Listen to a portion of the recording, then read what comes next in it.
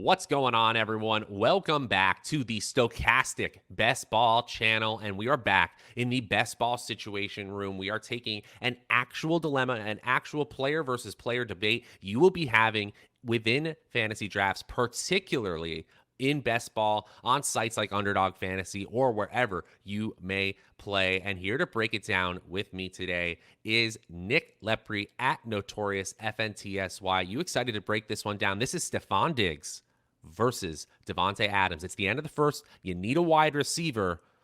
This is going to be a fun one. How you doing, man?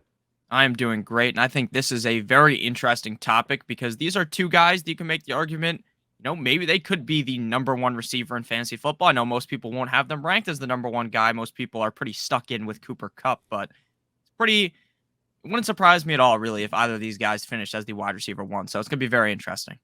Absolutely both have wide receiver one overall upside. That's what you're drafting them to have, both the floor and the ceiling at the end of the first. We're going to make these pretty short because I know you guys want to get in, get out, figure out who you want. We're going to make the Bulls case for one, the bearish case for one, and then do the same for the other, make our choices, and then get on with our day. So we start with Stefon Diggs, wide receiver 3 in 2020 with Josh Allen, wide receiver 9 in points per game last year in 17 games played.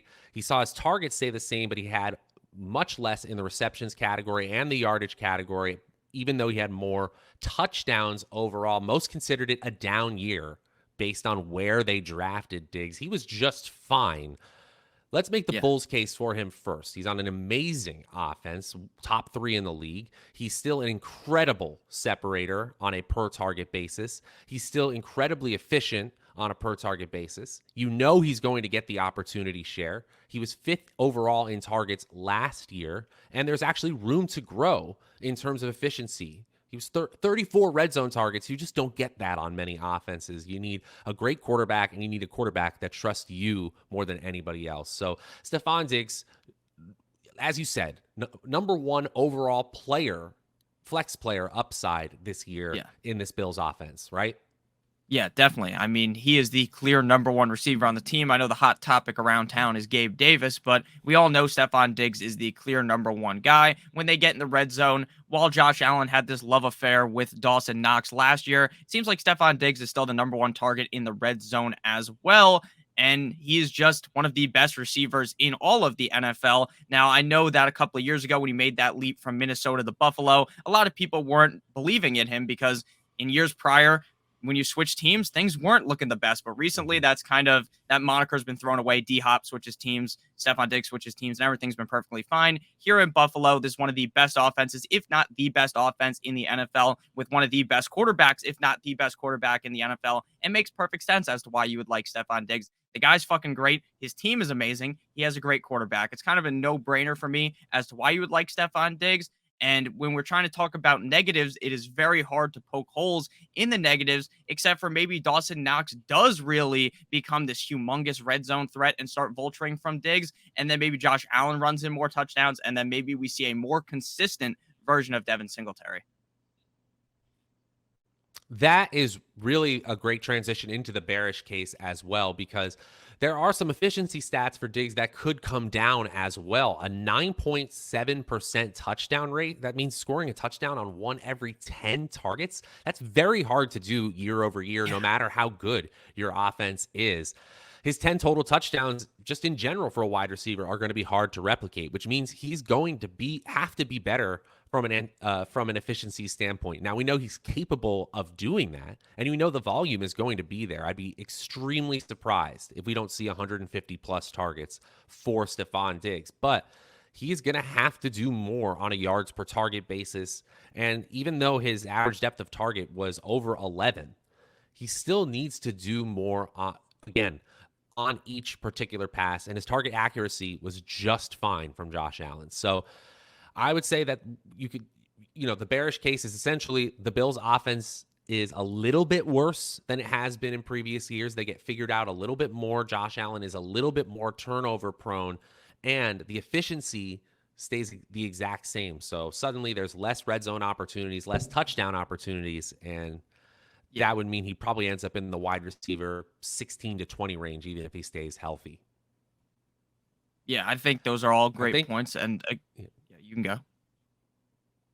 no, I was just going to say, I think that's unlikely, though. I just honestly think that's unlikely, is the really last part I was going to add. Yeah, I think it's pretty unlikely that either of these guys finish outside of the top 12 unless there was some type of a catastrophic injury to either them or their quarterback. Don't say that. Don't say that.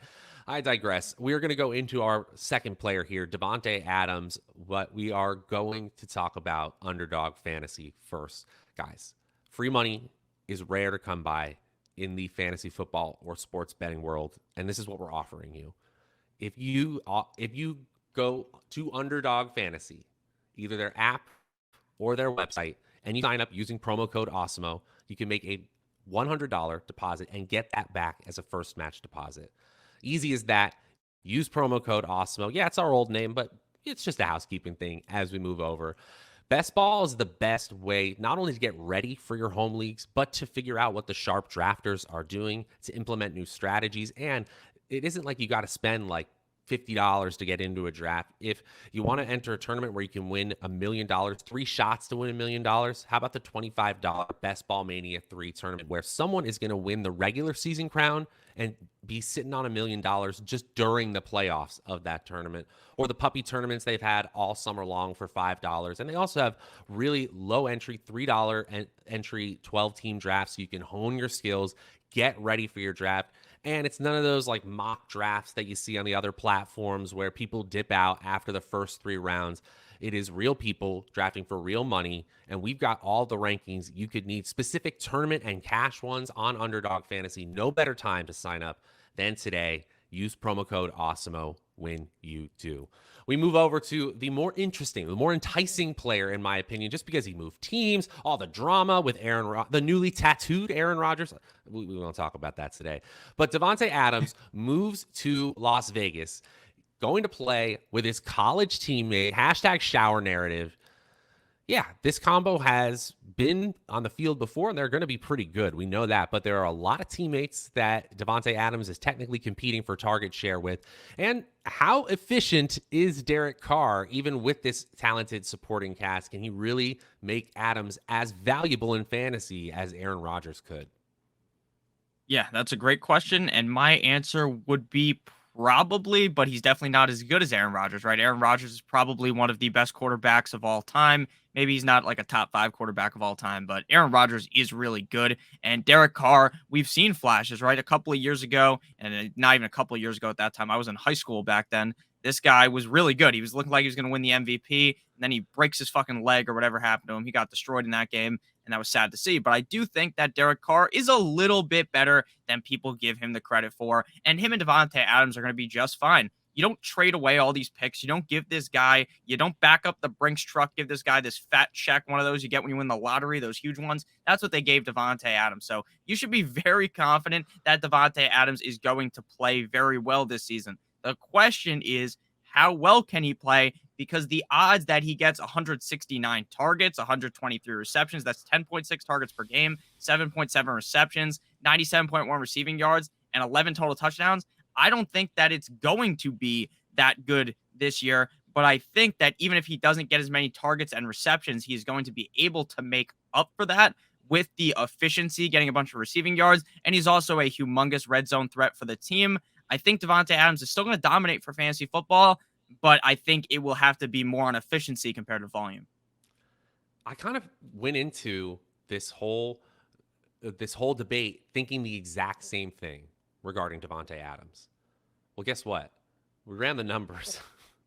And Davante Adams in our latest run of projection is still going to command somewhere in the 10.5 to 11.5 targets per game, according to the stochastic projections. And if he gets to that level, if he's averaging double-digit targets per game, he's going to be just fine. He's going to Yeah. be just fine. You laid out the Bears case perfectly, which is Darren Waller and Hunter Renfrow, Pro Bowler Hunter Renfrow, are deserving of a hefty target share. But even with just 3 credible wide receivers, I think what you see is all of the ancillary options. Your Foster Moreaus, your Byron. I forget. I think they have Demarcus Robinson now. You're not taking them. And giving them a 15% target share. You're just Yeah. adding more target shares to your big three. Derek Carr last year, top 5 in deep ball attempts, top 10 in red zone attempts, top 5 in protection rate. The Las Vegas Raiders usually are in most advanced metrics. They don't have great line stats, but they can keep him upright. Derek Carr has a chance to be much better than 13th in the NFL in total touchdown passes, just a 3.7% touchdown rate. That could easily double next Yes. season with Davante Adams, with the help of Davante Adams. To me, this is actually an easy answer as we hit the 10-minute mark. I'm actually going with Davante Adams, even on his new team. It is hard for me to do because I love Diggs. But the other part that makes this difficult, especially when you're talking about best ball, Nick, is if I want to stack up Diggs, I have to take Josh Allen with my second round pick because it's the Yeah. end of the first and it's coming around and I'm not getting him at the end of the third. There's like a 2% chance I'm getting him at the end of the third, which means I got to spend the 15th, 16th overall pick on Josh Allen, which Yeah. we know in general is a minus EV play. So we're saying that I'm saying when I do that the Bill stack is going to be so much better than all of these other more plausible, more value in inherent stacks like Adams and Carr will be this year. It's hard. It's a hard bet to make. It's not impossible, but the opportunity cost is just really, really high. So I'm going to take Davante Adams and try to double him up with Carr later on in my best ball drafts. Not saying any hard and fast rules. What say you, Nick? Yeah, I know in yesterday's video we disagreed on Najee Harris and Dalvin Cook, but today we're agreeing. I love Davante Adams, and you know how I talked about how he might see less targets? I still honestly think if he sees less targets, he could still easily outscore Stefon Diggs. I just think that this offense is going to be great this season. I understand Stefon Diggs is linked to the Buffalo Bills. I like Josh Allen. I like Stefon Diggs. I'm not trying to bury Stefon Diggs or something, but I really think that Davante Adams is just this next level talent that is going to command so much of the offense and could easily score 11 total touchdowns just like he did last season, if not maybe get even higher with Derek Carr. I love the Las Vegas Raiders offense this year, especially with the new head coach. I think this is really going to help out Davante Adams a ton. And I would be shocked, really, if he wasn't a top 5 wide receiver. Stefon Diggs, I think, could finish outside the top 5, but two guys that, if they finish outside the top 10, something went terribly wrong. You heard it here. I got nothing else to say. Adams over Diggs by a nose. That's what our projections have. That's what we both have as well. We will be back in the Situation Room and back, of course, all summer long as we help you win millions and millions of dollars here at the Stochastic Best Ball channel. He's Nick at Notorious FNTSY. I'm Matt at Draftaholic. Follow us. Give us a like and subscribe as well. It really helps us a lot.